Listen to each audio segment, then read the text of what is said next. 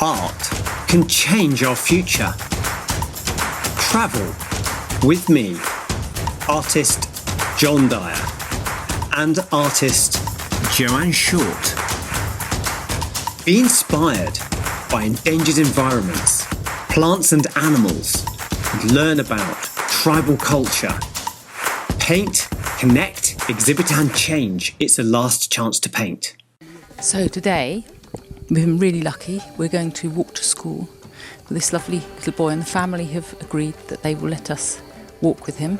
Just to show you the sort of walk they do, we'll ask him some questions, and it's just so that you have an insight into around here how far the children walk and what they have to encounter sometimes.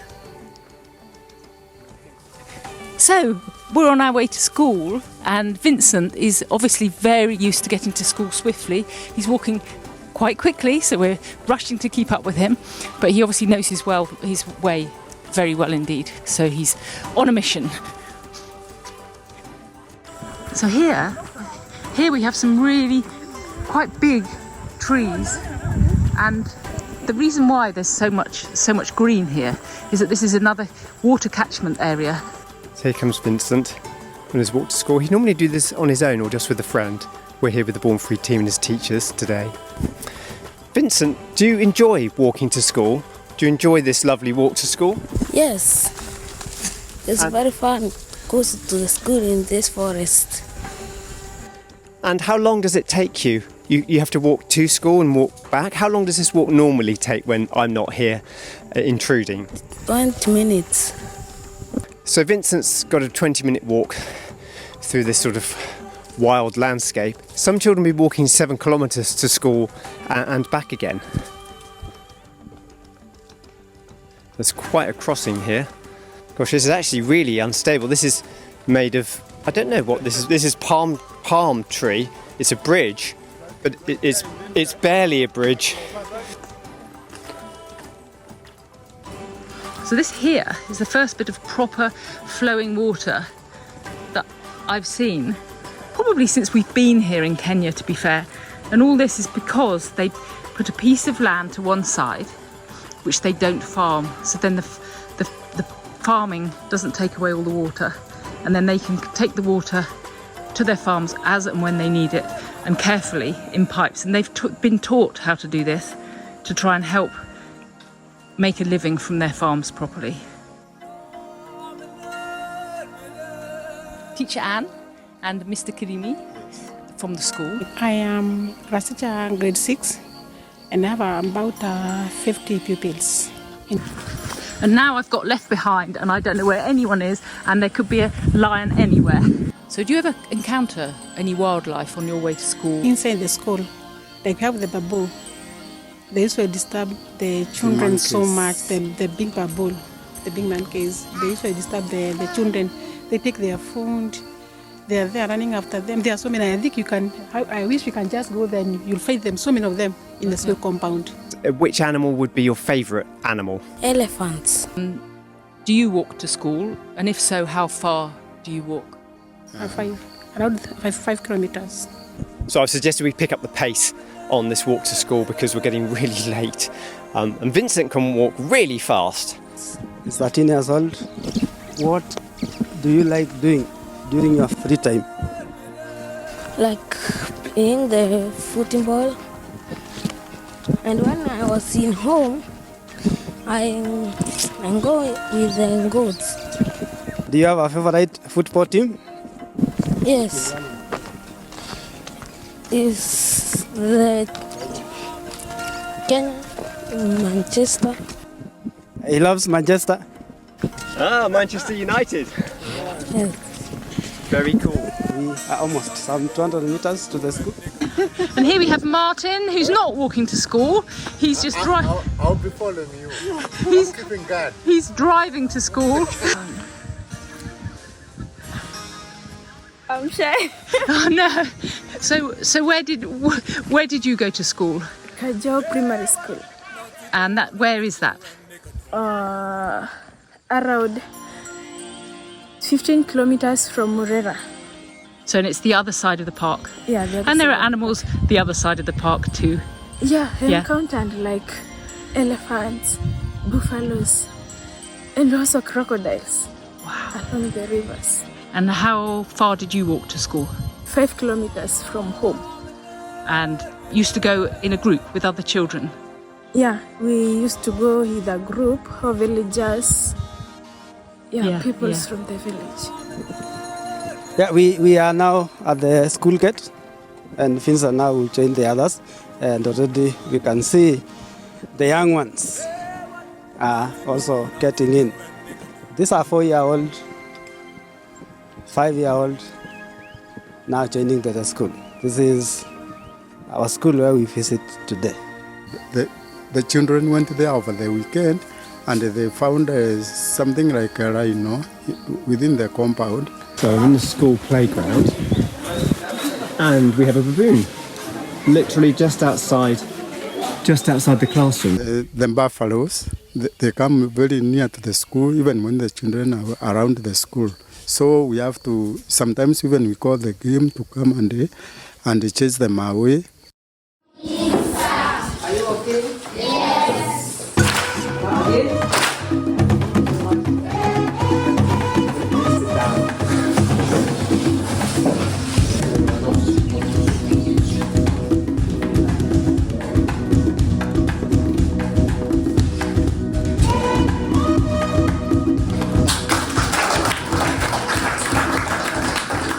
So look how the children are concentrating and enjoying doing their drawings. We've brought some desks outside because there isn't a classroom big enough, and we brought the desks and the paint and the paper, and they were just so keen to get started. They look fantastic and they're just concentrating so hard, and I think children all around the world, when they're given a paintbrush and some paint, I think this is what happens. I think children learn and they enjoy creating. So, Mama Vincent, do the kids have homework in the evening? The mwalimu. Yeah. And she says yes. So they do have homework in the evening. Do you have light for your boy to do homework in the evening? They use a torch. Does Vincent have a desk? Does he have the right books to use for his homework? He just uses the facilities you find around. So he would be doing his homework out right there. Yeah, because he doesn't have a desk inside. So here they're doing really well. Look, this little girl's putting an elephant in. She's done the lovely tree next to it. Look, this is the tree, and now she's putting in the elephant. And then we've got a house. This is house or the school? Your house? House, your house, yeah? You've done your tree, you're just starting to get going. Look, we've got a buffalo here. It's amazing. That's fantastic. Look, we've got a lion over here. Look, with big mane. So, have you ever seen a lion outside the park? Yes. Yes, okay. What does Vincent have for breakfast in the morning? Okay, there is a time he takes breakfast at home. If there is anything edible, he will eat. But if there is nothing, he'll just go to school. Does the school provide lunch for Vincent and his other friends? There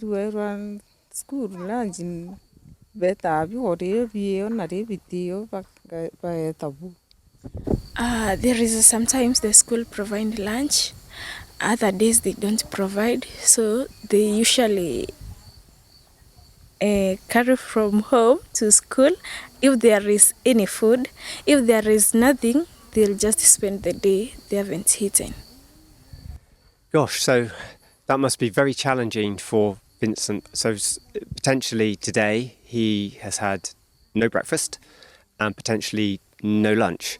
So in terms of learning, that's a challenge. But there is food sometimes, but it's obviously not guaranteed.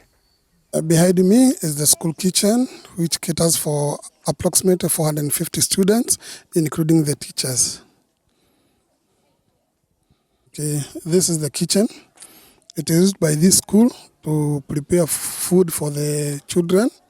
And here is the firewood. They act as a fuel to facilitate the cooking of the food. As a Born Free, we have been planting trees in this school to make sure that, one, we mitigate the effects of climate change, and then to add more forest cover. And then kids here, they carry with them firewoods from home. But to reduce these or to ease this burden to the kids, these trees which we plant, after some time they grow, and after pruning, the school will have a sustainable fuel for cooking. So another question from a school is, what has been my favourite animal to paint? That's really tricky. So I've had to paint an elephant in front of a class of children, and I don't really know what elephants look like, so I have to kind of really drag this out of my brain.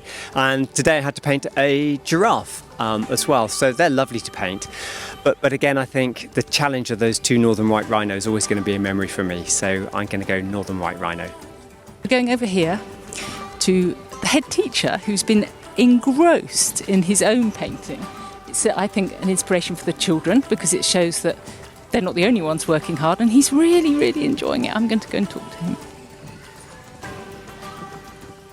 So, hello, what have you painted here? I painted the landscape.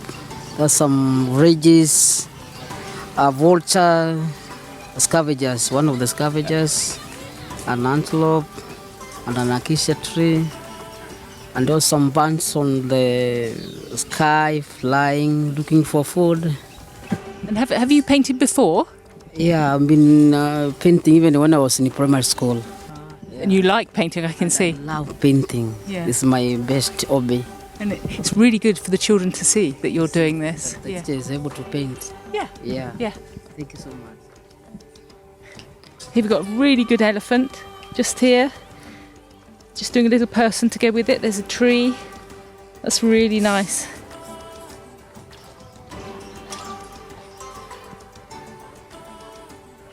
So look what they're achieving with so little. The children will get some food for lunchtime. That's great. Some of them haven't got very much at home, but the school is looking after them. They're really enjoying their painting. Look how well behaved they are. Look how happy they are. It's great to be here and enjoy this with them. So we have a question from South Petherwin School in the UK, and it's how to say lion. So how you say the word lion in the Ma language? The Ma language is the language spoken by the Maasai. You say orngatun, orngatun. Or simply use the Swahili word Simba, like in Lion King. So we've been asked, what is our favourite thing about our trip to Kenya? Well, how do I start? I don't know where to start because there's been so many good things. I've enjoyed meeting these fantastic children and learning about their lives. The Maasai children, also learning about how they live. And just generally being here in Kenya, it's so surprising. Talking about these people, about how they live with their animals, that's really important because, you know, we don't walk down the street and come up with an elephant, do we? We don't bump into an elephant. Whereas these people have to cope with that all the time, and that's been amazing. So being here with the lovely Phoebe and being driven by Martin, we've just had the best time. We've learnt so much.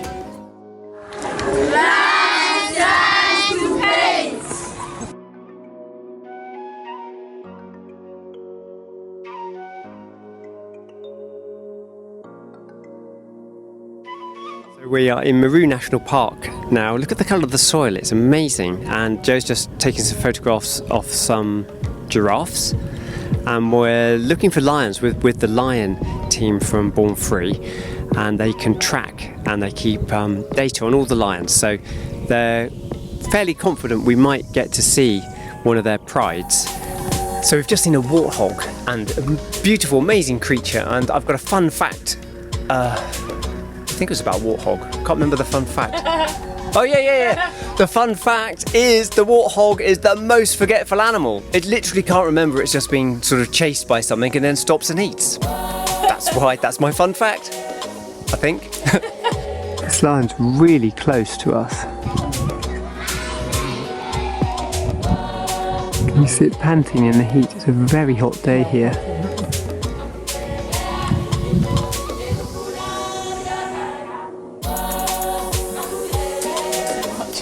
So Joe, what was that like, seeing these lions? Incredible, it was incredible.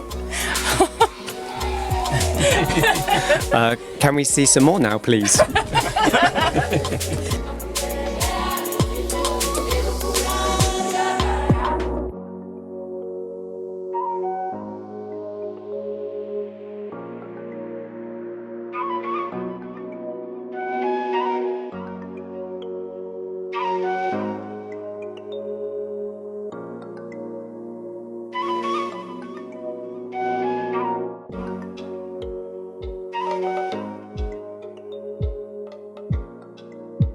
So over the last 7 years, the population of lions has gone from about 30 up to about 84. Some of that is through the lions having baby cubs, baby lions, and there are several baby lions at the moment in the prides around Meru. And other lions are moved in where they've been mistreated or they've been rehomed into Meru. Those lions tend to do less well than the lions that are born naturally here and learn how to hunt. And the lions that come in tend to cause more animal-human conflict.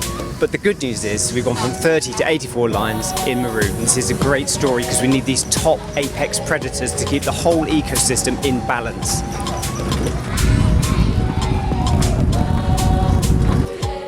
Do check out our previous expeditions from the Yawanawa tribe in the Amazon rainforest and the Penan tribe and the orangutan in Borneo.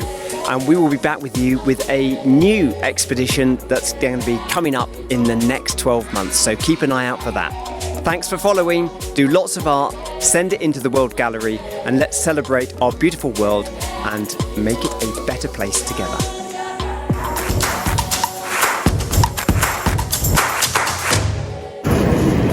Bye bye, Kenya. Bye bye.